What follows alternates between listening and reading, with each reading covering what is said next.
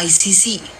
At the confirmation of charges hearing can contest the charges, challenge the evidence presented, prosecutor, and present evidence. There will be no trial if the charges are not confirmed or if the proceedings against you are completed. You have the possibility to make an application for interim release pending trial. Samantala, sinabi ni Vice President Sara Duterte na nakabuo na sila ng defense team para sa dating Pangulo.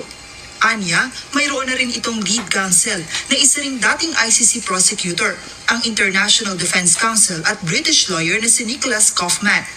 Defense team, yes, we already have a lead counsel. The President already appointed Nicholas Kaufman as his lawyer.